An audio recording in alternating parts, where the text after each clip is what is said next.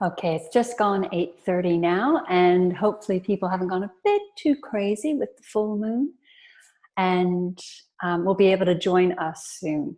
In any case, this webinar will be recorded, so you can listen to it at any time. However, the special offer I will have at the end will only be available for about a day. So those who come on have the opportunity to take advantage of that offer, and those who don't have the opportunity to take advantage of everything that I'm going to tell you tonight.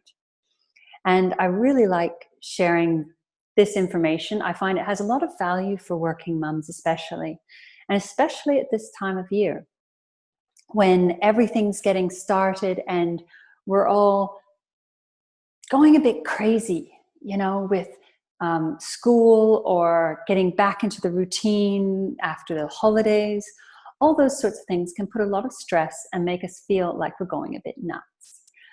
So I started feeling that way myself and went back to what I know and what I do, and found that I was going back to my processes and working on myself and doing the process, and found myself getting more and more settled.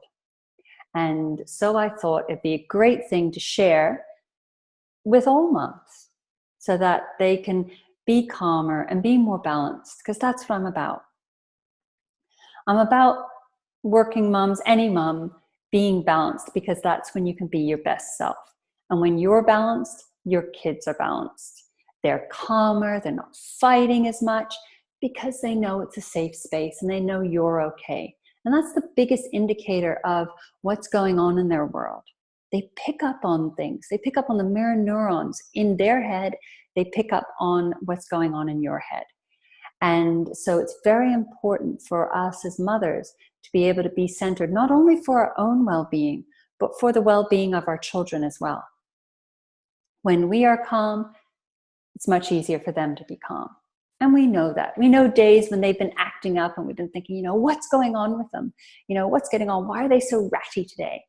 And then we remember that, I've had a big presentation on, I've been rushed all day, I haven't sat down and said hello with them or given them a cuddle.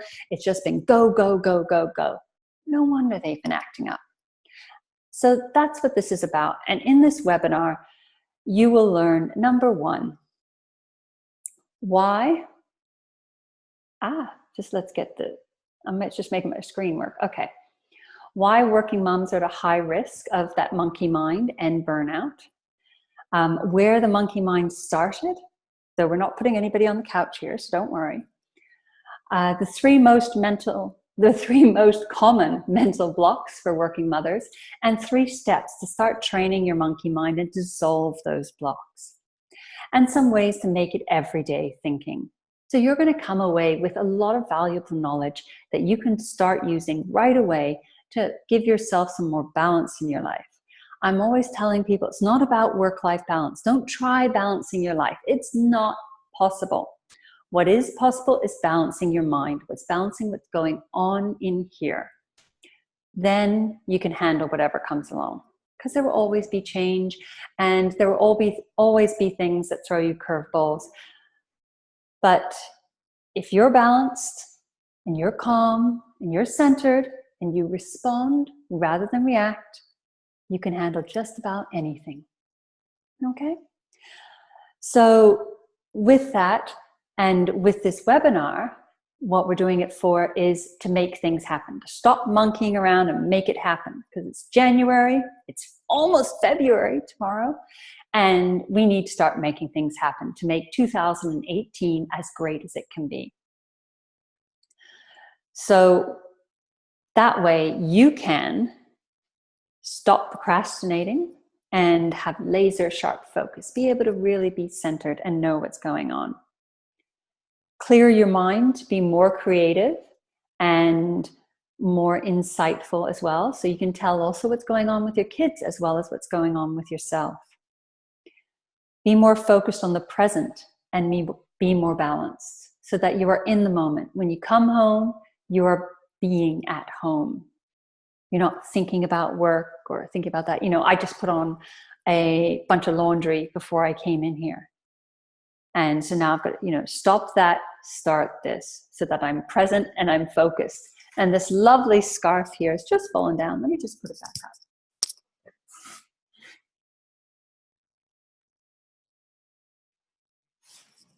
Because I love this scarf. It's by Sophie Robertson. It's a beautiful scarf. I wear it as well, but I also like it as a backdrop. Reminds me of home. The colors, so soothing. So, yeah. So essentially, when you're balanced, you can be more confident at your work and at home. And when you're more confident, you're calmer and you're more centered.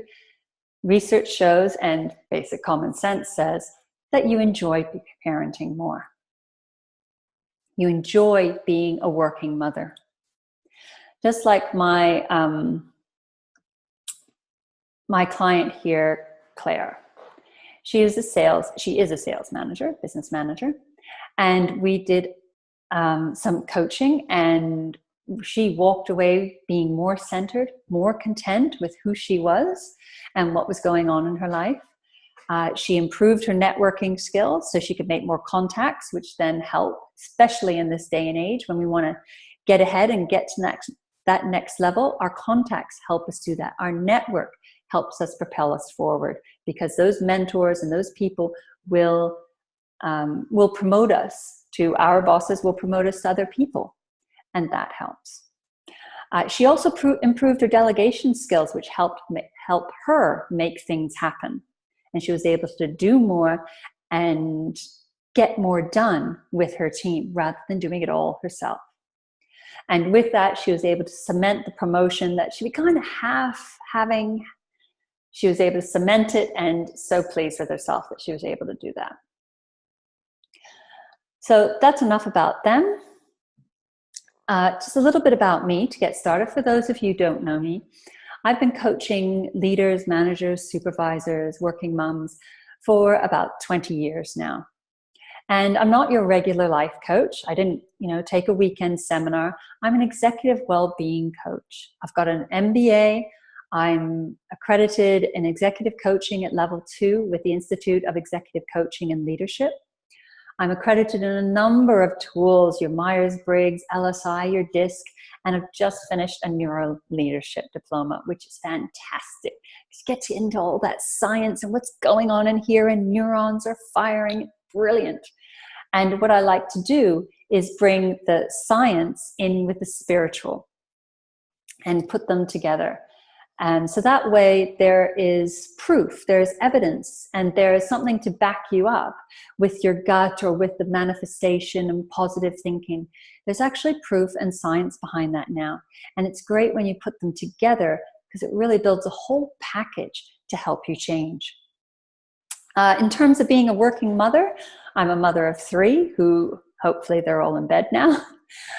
So I know where you're coming from as working moms. And my kids are 15, just gone 12 yesterday, and 10. And so we're dealing with all things. And if you're a working mom, just starting high school or just starting a new school, there's all these feelings going on inside yourself and inside your children as well. And it's something to be aware of. And that's what we're going to get into today as well. My vision is that you're balanced. That you're being balanced, not just having a balanced life, because we can plug everything in everywhere and have, 2 hours of yoga, 1 massage, 1 hour doing the schoolwork, 8 hours of work. We can fill our days, but we're not actually living. And so when you're being balanced, you can be your best self. That's my vision. But enough about me. What about you? Why are you here? I'd like you to take some time, even if you're not on the call, the webinar, I'd like you to take some time and think about, why are you here? What brought you to this space? Have a think. And what do you want to get out of being here? When we set our intention for what we're looking for or what we want in life, we are more prone to seeing it. You know, it's like that game Spotto. When you're looking for yellow cars, you see yellow cars. I know when I was pregnant, all of a sudden, every mother I could see was pregnant everywhere I went. So if you focus, what you focus on grows, that old saying. And what you focus on looking for, you will more than likely find. If you're not looking for it, you're not going to find it, right? Kind of makes sense. So what we're going to get into today is because of you and because of where you're at.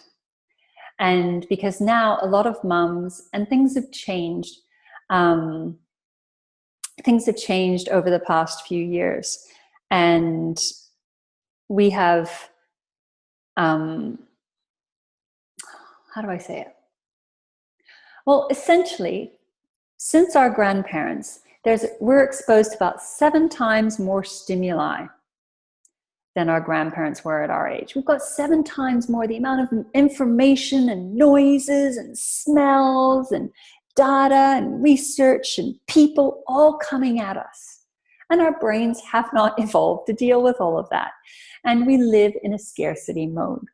So there's not enough time to consume all this stimuli.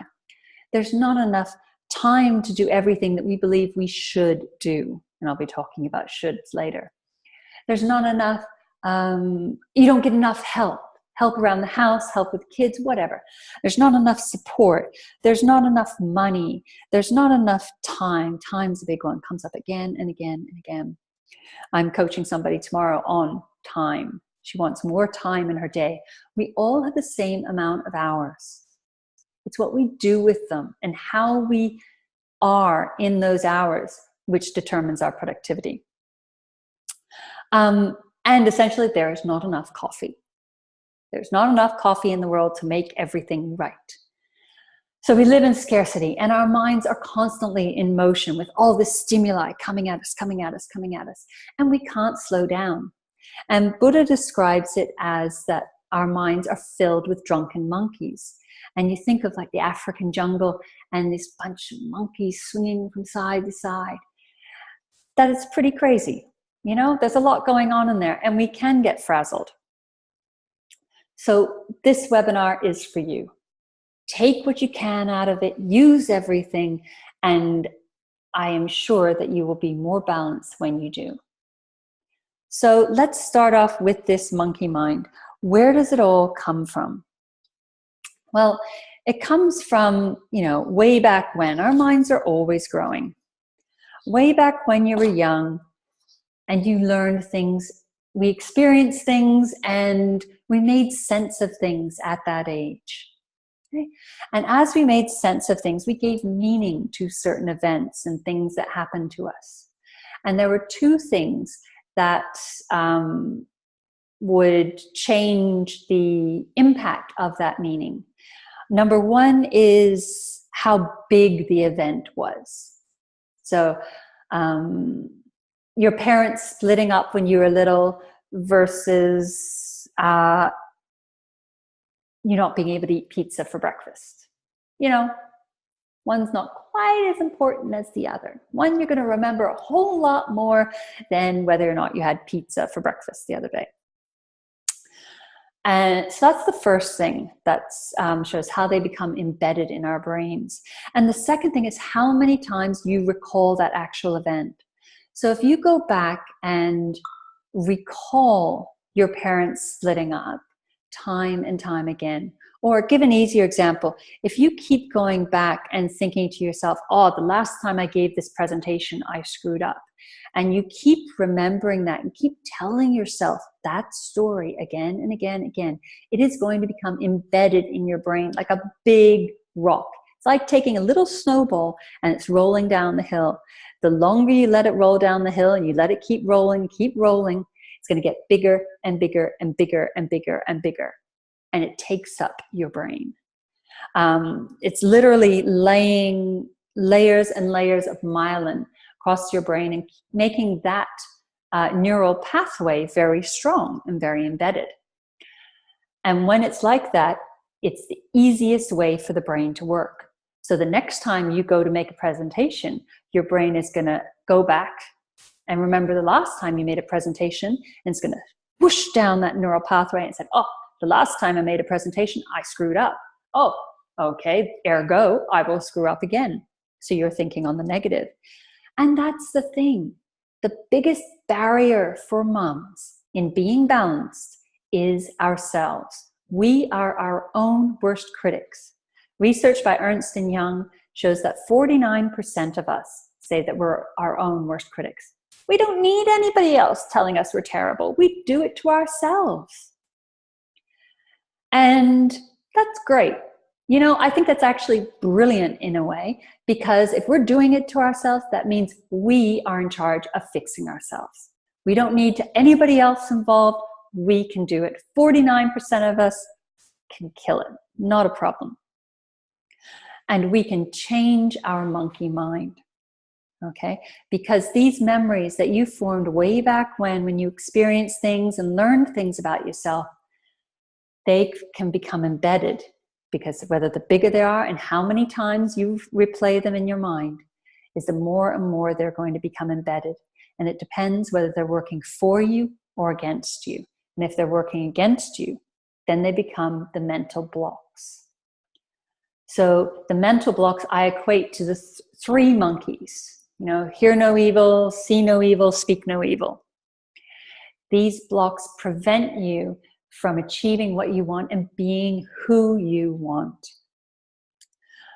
What I've done is, in my work with working moms, I see three mummy mental blocks keep coming up time and time again. And these are the people pleaser, the shrinking violet, and the super mom. Can you hazard a guess at which one you are? Have a think. What we're going to do is go through each of these in a bit more detail, and you can take some information from that and also some tips, because I'll be giving you one thing to change for each of these to start dissolving that mental block. So first off, we're going to talk about the people pleaser. And the people pleaser is about loving me. Okay, they want everybody to love them, because when everybody else is happy and okay, then they're okay. They are not comfortable with disappointing anybody else. And so with that, the story how that came about is the story that was replayed way back when they were raised. And I'm not putting down your parents. As parents ourselves, we're doing the best we can with what we know. Okay? And so a mummy with a people pleaser block, learned when she was little that people will only like me if. So, you know, the kids at school are only going to like you if you dress this way. Or the kids at school won't like you if you cut your hair short. Or Mommy will love you if you eat your broccoli. Those sorts of things and statements embed that people-pleasing block and that need. It's a learned behavior to compensate for a need of being loved.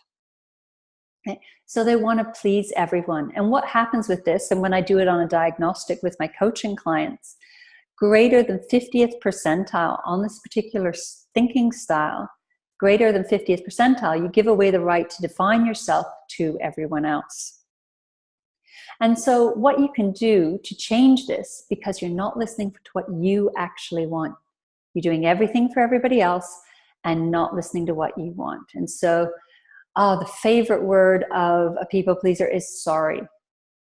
Okay? And that's what I want you to change. If you believe you are have a people pleaser block, I want you to change the word sorry. And I want you to change it to thank you. So if you are late to an event or dinner, or, you know, dinner's not ready on time, and you go, oh, I'm sorry, I'm cooking as fast as I can. It's like, hello, you've worked all day, you've come home, you've putting stuff together, you are making something, you know, you're trying to please everybody and make 3 different meals perhaps. And that takes time, so you might be late. Rather than saying sorry, I want you to empower yourself and say thank you. And if somebody complains or you're feeling guilty about not having the meal ready on time, say thank you for your patience. Thank you for waiting. I know you're hungry. I really appreciate you waiting without complaining. How different is that? How much more empowering to both parties. You're not putting your child in a power position, which they're not ready to handle, and they might feel overwhelmed with, and then act out. So change sorry to thank you if you believe you have the people pleaser block. We're going to move on now to the shrinking violet. And this is where a mom feels that she's not enough. She's not good enough. No, she can't do it. No, really, no. Oh, I just threw that thing together. No problem. Don't worry about it. She has a huge inner critic on her shoulder telling her that she's not worthy. And this comes from a parental story. Sometimes, it's not all the time, we'd have to do some coaching work, but this is sometimes of being ignored and being told to repress your feelings. So, for example, if you are, say, 3 and you cut your knee and you're crying because it hurts, the body has sent pain messages to the brain, and the brain has responded by allowing tears, which then reduces the stress level and calms you down. Now, if you, and allows people to know that you are hurt so you can be soothed and helped, which helps calm you down as well. If you're told that, no, you are not hurting, when your body's sending signals to your brain saying, oh, I'm hurting, then you begin to feel you can't trust yourself and your feelings aren't valid, so you don't feel worthy or wanted. And so you tend up to don't speak up and ask for what you want because, hey, I thought I was hurting, I'm bleeding here. But you're telling me I'm not. So, okay, my needs mustn't be good enough. And so they tend to always put others first because they believe other people deserve it more than them. Okay? And another way that can come out in the parental story is that sarcastic tone and teasing, that sort of thing. It can lower the self-esteem to such a point that they will have that shrinking violet mental block in their head. So to change that, I'd like you to think of dropping, so we're not changing, of dropping the word just. Okay, think about it and put the word just on a post-it note and have it all over the place, just with a cross through it. Have it all over the place, places where you see, so that it becomes front of mind. You'll notice yourself saying it more, and that's great because that's the first step. Then drop it and see what happens. So, for example, instead of saying, I just cooked 3 completely different meals and ran a workshop, a presentation today. Okay. Saying that without the word just is, I cooked 3 different meals and ran a workshop presentation today. What you're doing when you take out the word just is you are giving more onus to what you're doing, more credibility and more value. Just decreases it a bit. So to start dissolving the shrinking violet mental block, drop the word just. Okay, and the last one, that went a bit quick. The last one is the super mom, and lots of moms try to do this, or lots of moms do this, and they do it quite well. The only problem is that it's hurting themselves on the inside. They look perfect on the outside. They've got the ironed clothes, and the kids have their all hair braided and combed to the side, and everything looks perfect on the outside, but on the inside, they could be falling apart. And on the inside, for super mom, sometimes they have such high blood pressure from the pressure that they put on themselves that they can actually put themselves at risk for a heart attack. and high blood pressure, because they don't believe that anything is ever good enough. Their parental story was, not second is not good enough. You got 90% on your test. What happened to the last 10%? And so they hide things. And you'll see this with kids when they start hiding their homework or hiding their mistakes, or saying, I'm fine, when they're not. I hate the word fine. We need some more expressive words. Because the supermom mental block stops, it's up there as a facade to stop people seeing the real person and seeing the real you. Because the real you isn't perfect. And that's the beauty of a human being, is that we're not perfect. We're wonderfully infallible, or we're wonderfully fallible, imperfect human beings with all our curves and our edges. Isn't that how the song goes? And that's what the supermom mental block needs to learn, because they believe right now that you got to be perfect or you got to go home. Very black and white. And they have heavy weight on their shoulders, which is why the tip for dissolving that mental block is to change the word should to choose. Try it and see. Shift those words and see how much more empowered you feel, much more energized and motivated. You will see it, you will feel it in your body, rather than I should go to work. I choose to go to work. You know, even I choose to go to work. It doesn't work, it doesn't jive. But I choose to go to work. I should go to work. You know, it just helps. Try those 3 tips and see, have you figured out from what we've talked about so far, which mental block you have? If you're thinking about it at home, write it down on a piece of paper. And can you see how these quick tips can help you start to dissolve those mental blocks and help you be more balanced, so you can be calm, you can be centered, you can be confident in yourself as a working mother. Okay? So we are about stop monkeying around with those mummy mental blocks.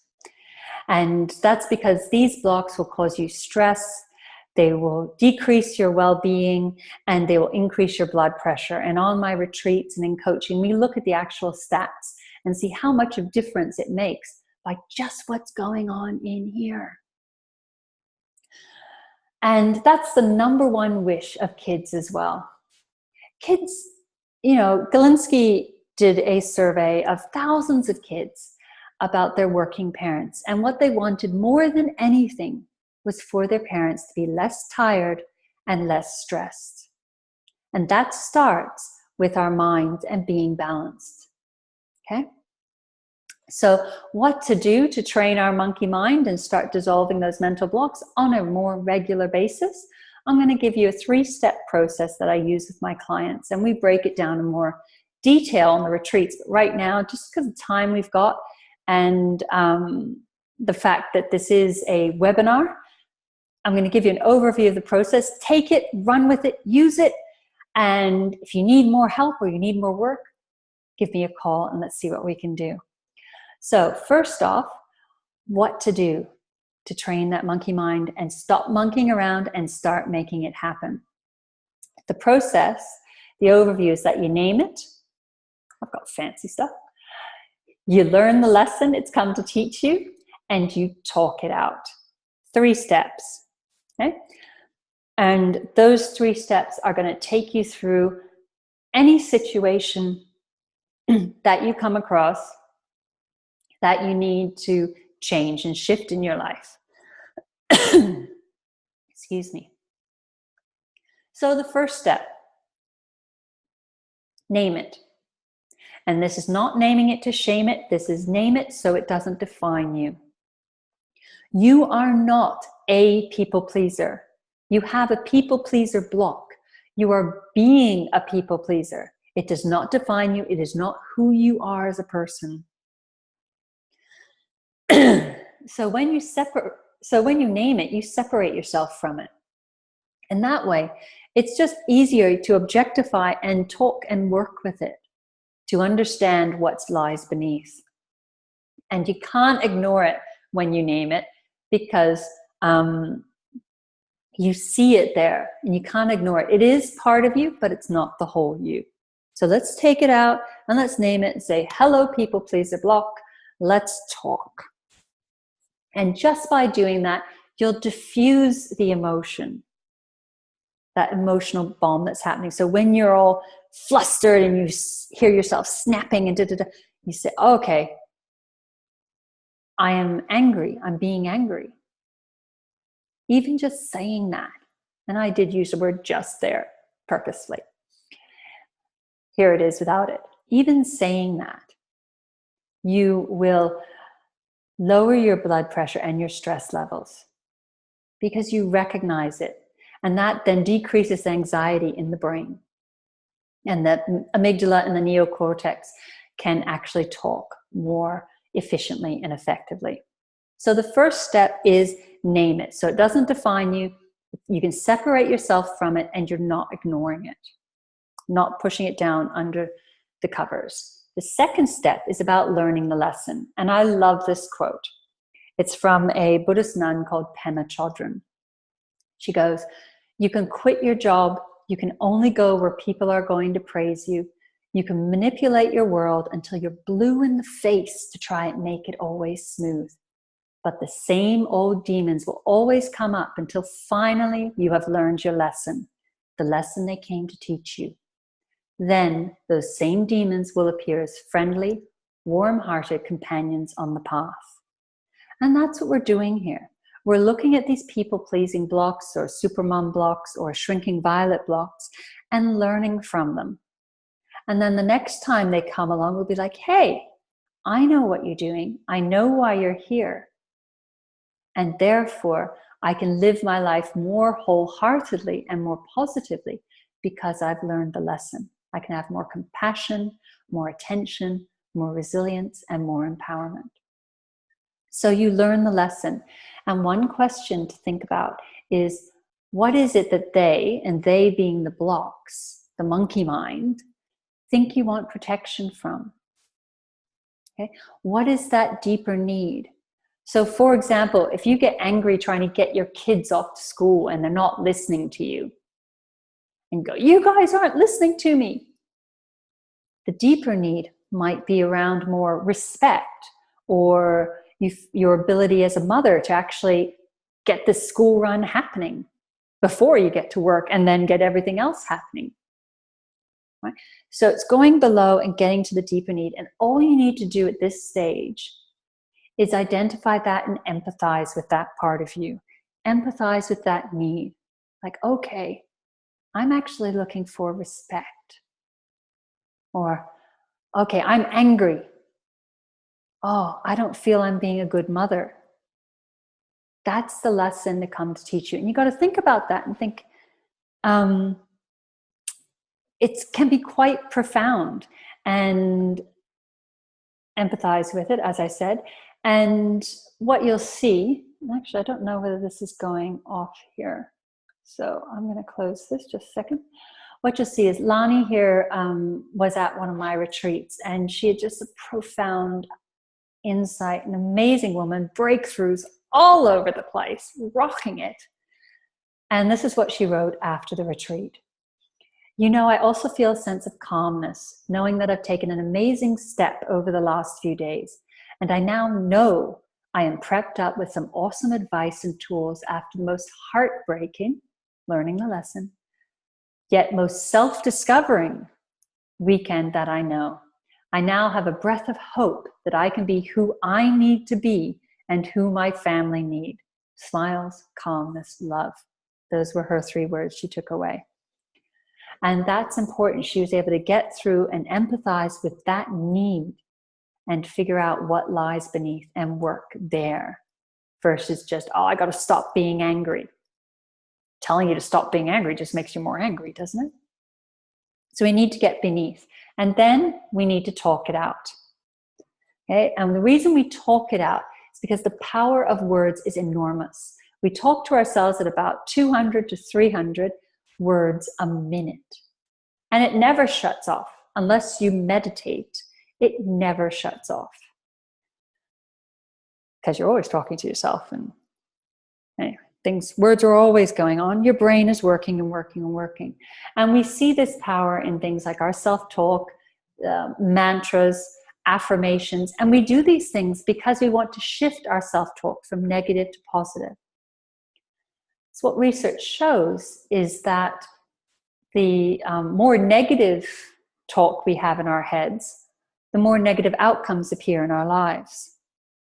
There's a correlation there. I can't remember the stats, but there is a correlation. So it's important to shift for our well-being to a more positive state of mind. Not Pollyanna, but positive. Okay? And how we do that is by having a conversation so we can dissolve these mental blocks that we've got. And it's a dialogue. And it's easiest done with a coach. And I do this with a lot of my clients. We have that dialogue and I play one part, they play the other. However, you can do it by yourself. Get out a journal, use 2 different colored pens or name them, and write out what one person is saying, write out the question, and then write out the answer from that need. So when we're talking about being angry, and then the need might be that you didn't think you were doing a good job as a mom or lacking respect, you write the answer from that level. And above all, be curious. Be curious. And if you're having trouble being curious, here's a little trick. So to start off the conversation, you go, I wonder what's going on here. And that head wobble is important. Silly, but important. And you go, I wonder what's going on here. I feel I'm lacking respect. Okay. Is that always the case? And from there, you start your dialogue. And you'll be amazed at how many solutions you are able to come up with from that conversation, because you have the power within you. You have the answers. What we need are the questions, and we need the courage to have that conversation. So what would it mean to you to use this process? Like Sam did.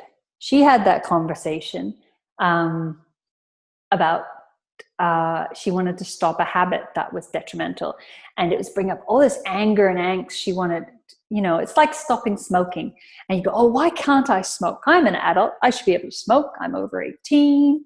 I should be healthy like all the other moms out there, but I don't want to. Why can't I smoke? And when we got beneath and we're more mindful of it, and she was more mindful of what's going on and had more of a conversation around why she actually wanted to do that in the first place, she gave herself permission and realized that she was happier. And this is about, stopping drinking. You'll have dry July, dry January, dry February. Every month can be dry for one reason or the other. And what she realized, what was lying beneath her wanting to drink. She's not an alcoholic or anything, don't worry. She's a wonderful person. And the result was she was happier, and she would count the number of drinks on one hand for 2 weeks. And it was a big relief off her shoulders. The stress and the anger, the angst went, which just made it easier and made the drinking, in terms of a celebration or in a social atmosphere, much more enjoyable. And she didn't need that much drink to have as good time as she was having before. So what we covered so far is the 3 mental blocks: people pleaser, shrinking violet, and supermom, and 3 tips that you can start dissolving those mental blocks if you figured out which one you have, and a process to stop monkeying around and start making it happen. When you start procrastinating, you start getting frustrated, do this process, figure out what's going on beneath, and start having the conversation. This office manager started having the conversation and just was blown away. She wrote this about me. She's so impressed with the genuine support, patience, understanding. And what she did was take accountability for where she was in her life. Okay, it was stop monkeying around, let's make it happen. She got clarity, she got the confidence back, and she went for her dreams, for her passion, and she's living the life that she wants right now. And she's happy doing it. She's successful doing it more so. And she realized she didn't have to sacrifice anything. Isn't that great? Because that, as a mom, we sacrifice so much for our kids, for our job, for our relationship. It would be great if we could be who we wanted to be and not sacrifice a thing. That's what I love when my clients are able to say that. Love this woman. She's done amazing work. So what would it mean for you? What would it mean for you to have more energy, to be calmer, to enjoy parenting more, to enjoy your job more, to stop procrastinating and start making it happen? Have a think about that. What would it mean for you? Would it mean that you were able to follow your dreams? Would it mean that you were happier? Would it mean that you felt sexier in the bedroom? Would it mean that you would go for that promotion? What would it mean for you? And what if there was a way to go deeper on that process in the next 3 months? You could go and practice the process and rebalance yourself. That's what I've got for you here today. Because I want moms to be more balanced. And if you're here and you're looking at this video, then you've recognized that need in yourself. And I want to honor that, because once you start valuing yourself, everything changes. And that's what we look at on the Balanced Babe Retreat. Valuing ourselves so that everything changes. The next Balanced Babe Retreat is February 23rd to the 25th. It's in Sydney, just an hour north.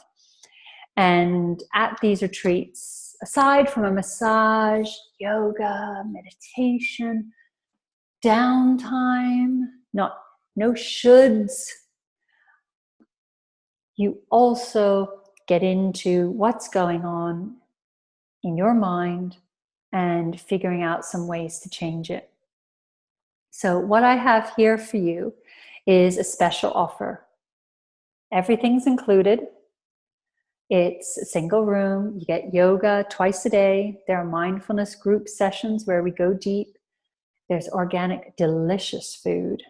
You can have a massage. I don't know when the last time you had a massage was, but it's pretty nice to get one from time to time to release that tension out of your body physically, as well as mentally and emotionally. And you'll have a one-on-one 30-minute session with myself to explore things that maybe you're not comfortable sharing in the group. And you can take home some little treats to self-care, to take care of yourself in a pamper bag. So what I've got for you tonight is, I did have a special price at $777. I've now reduced it to $597, 50% off, or $589 is 50% off. And if you send me an email or go to www.thecarefactor.com.au/50% offer, you can click on it and save your spot. Save a weekend for yourself to rebalance. Here's what some other moms have said after going on these weekends. This lady said, though I've done a fair amount of my own research into the science of well-being, positive psychology, and completed various strength profiles, I gained a lot from Shannon. Further understanding of my thinking patterns, that's self-talk. Easy to do, it's got to be easy. You're not going to do it if it's hard. Easy to do and maintain tools and techniques to embed the practices into my everyday life, and the support and camaraderie of a group of women. And that's great. Everybody has a wonderful bonding experience with the women on the retreat. And as she says here, there were some thought-provoking conversations. We got into some stuff. It wasn't on the agenda, but we went there anyway. So she had a wonderful time and was well balanced at the end of it. And here's another PR manager, or actually a director now. Shannon provided me with insight into my thinking styles and gave me the tools to be more balanced. Instead of constantly blaming my busy lifestyle, putting it all out there, let's take some ownership. Because if we're our own worst critics, we can change that. And that's the beauty of it.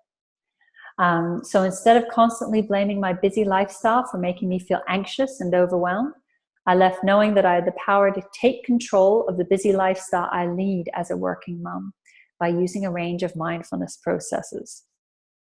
So these are just a couple of the things. So a couple of quotes from moms who've been on the retreats and experienced working at this level so that they can be more balanced and be there as their whole being for the children, for their loved ones, their family, their partner, and themselves. Okay? So what I'd like you to do is take a deep breath in